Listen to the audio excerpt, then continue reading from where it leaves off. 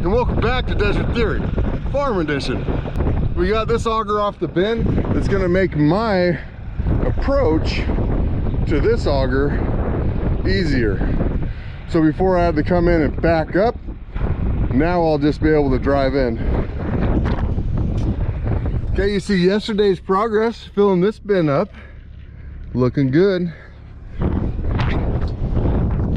You bring corn in just a couple inches to the top, and you want it to be able to breathe out of this area right here on the bin. Breathe right underneath here, so you can't fill it past that.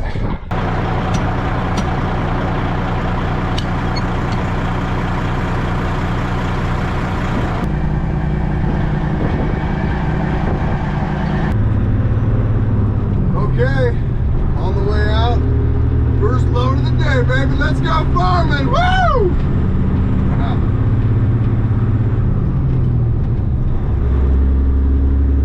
You know, there's only one thing scary about today, and that's we might be done. And, I don't want to be out of the semi yet. I don't want all the corn out of the field.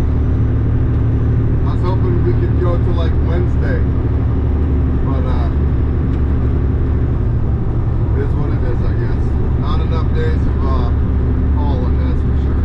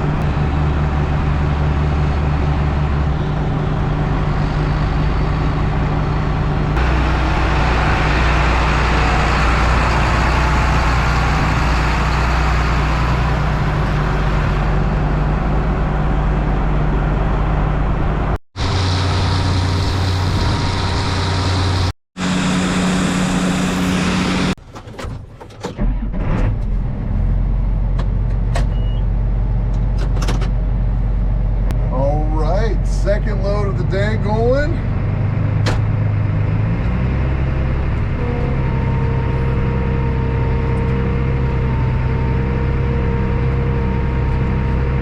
Right now I'm bringing that auger up. You can kind of see it in the background there.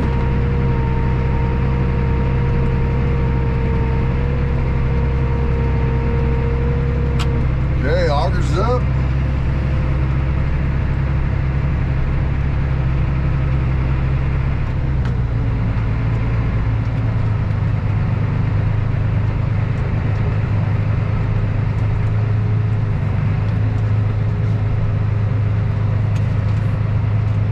Okay, so that was brought the auger up. Now this is the PTO. So throttle all the way down, PTO on. This one can aim where it goes, and this is what I'm going to start opening. You can see that black and white checkered thing coming up. That allows the slide door to open. The grain to enter that auger.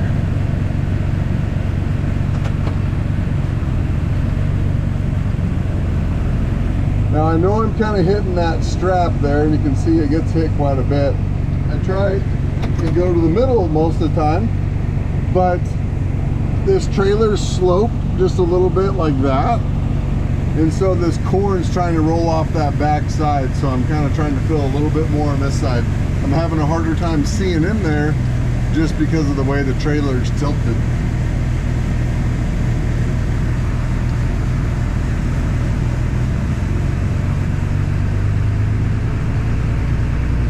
Up a little bit of RPM.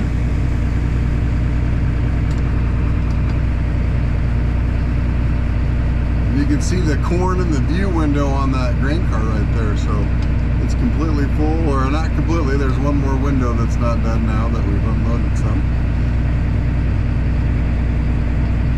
There it starts disappearing right there.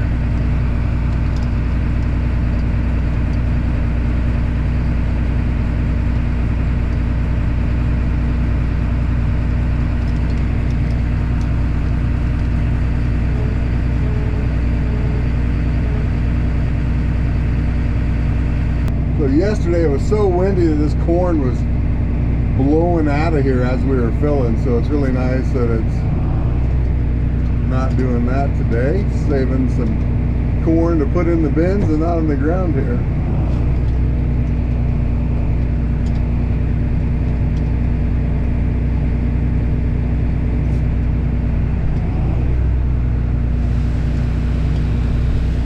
Okay, so now there's two sides. There's two hoppers in this trailer. One right there and one right here.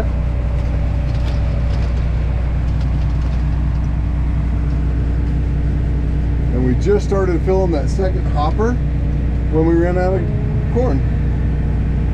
So we'll close that back down. We'll let the corn come out of that auger. We're gonna idle down. Okay, we're gonna turn off the PTO. Everything looks good. PTO is off. We're gonna start pulling out of here. And as we round this corner, we'll start putting our auger down because we don't want to hit these grain bins. We don't want to hit these grain bins.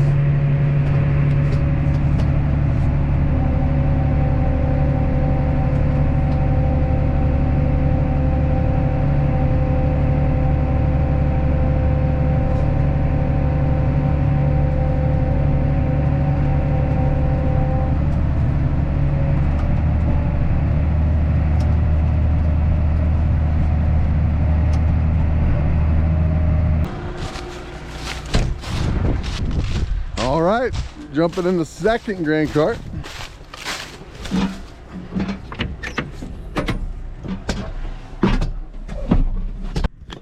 And we'll go do that same thing.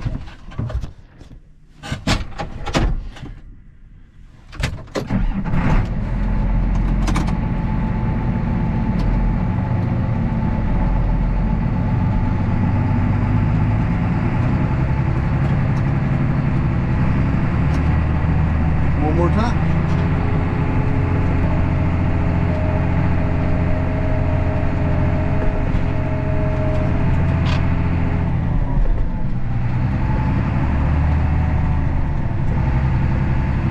Okay, so on that last turn, Mike was not waiting on me, but the only reason why, I didn't help him do anything to get ready. He did all of the maintenance on the combine. He got the tarps off the grain carts. He had to do all the work, but it got us a little bit of extra time to where he wasn't waiting on me.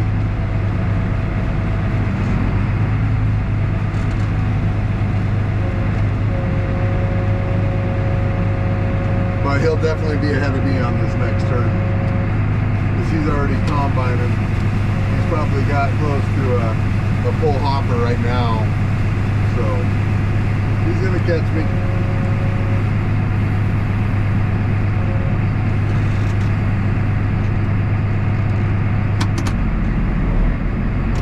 I've said it quite a few times before. It's I guess it's like a lot of things, but farming's a lot like RVing, or there's just a lot of big equipment. There's a lot of things that seem pretty simple, but if you get any of them wrong, then all of a sudden you're causing a whole bunch of damage. If you run this auger into the trailer, if you forget to put it down when you're going by the bins, there's just so many ways that you can there's just so many ways that you can accidentally spend a whole bunch of money real quick. That's a lot of what I try and do when I'm here helping Uncle Mike. Is I'm not that good at any of this, right? I only do it a few days a year. So I try and take my time and treat his equipment good and not break things and not cause problems. So I have to go slower for a lot of it, especially like this filling towards the end of the trailer. I'm not that great at it. I go slow, and I just try and take my time and not damage anything.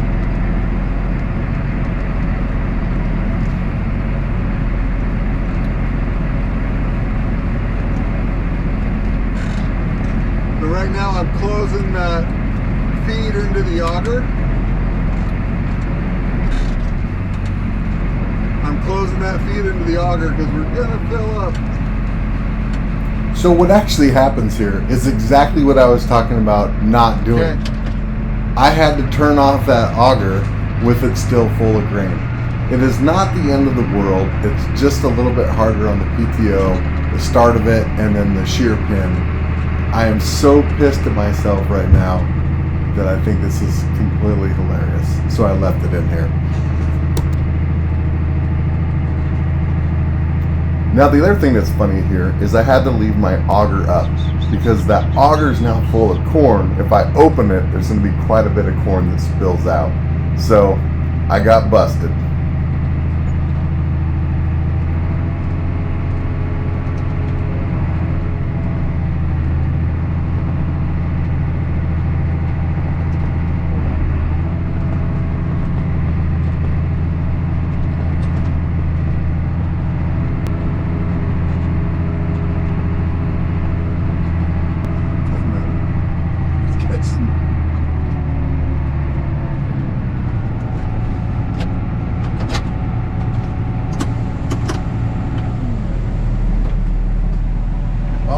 So like I said, Uncle Mike's gonna totally catch me on this one. So as I was loading that, you're supposed to empty the auger all the way out. And you can see how much grain I had in there. I had the trap door closed, but I had to turn the PTO off with quite a bit of grain in there. And of course, Uncle Mike was right there.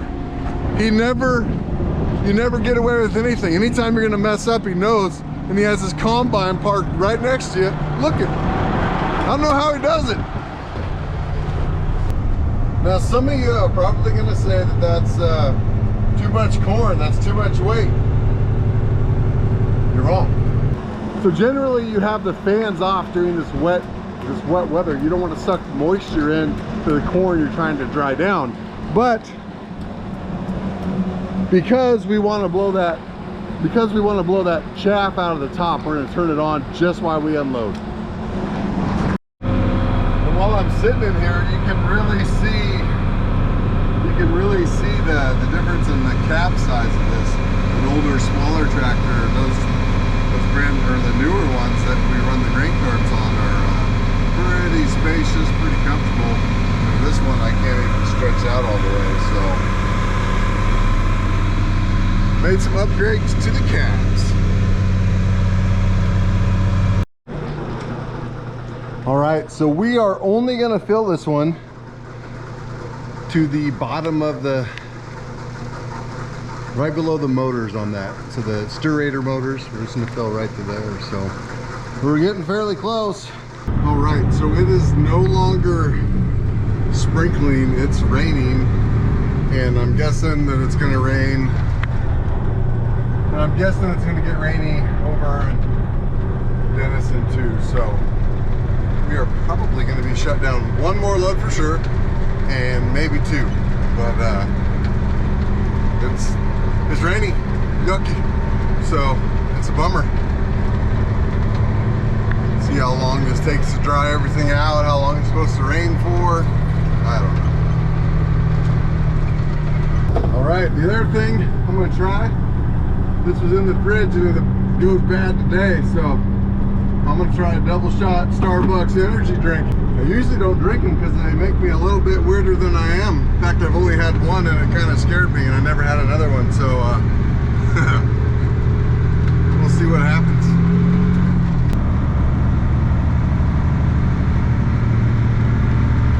All right, rolling through town here. Rolling through early.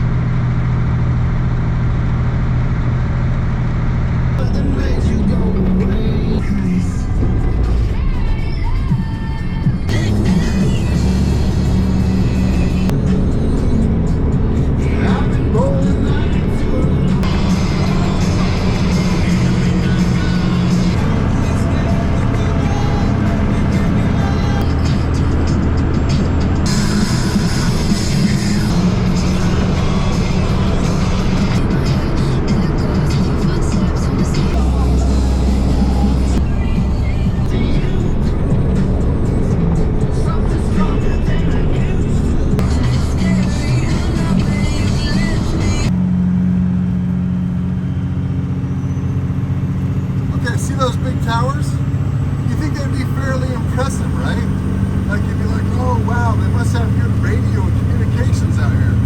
Well, it's not. They suck. You see how there is all those little hills?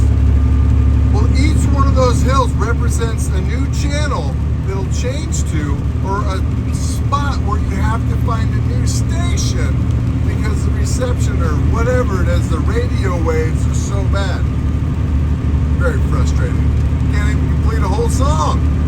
One of the absolute best things about driving around all hopped up on Mountain Dew in a Mike Feldman farm truck is that when you drive through town and you get a little busted singing or doing something stupid, nobody thinks it's you. They all think it's Mike Feldman. Uncle Mike parking everything, locking it up for the night.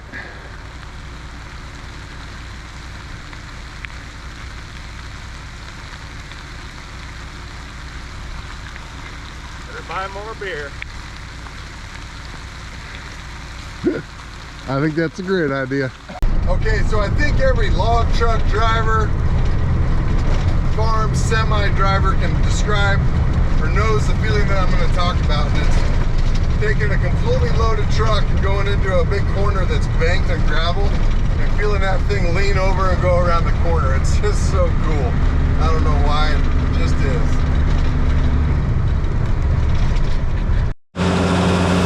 Well, Rusty found himself a good spot, nice and dry, probably warm.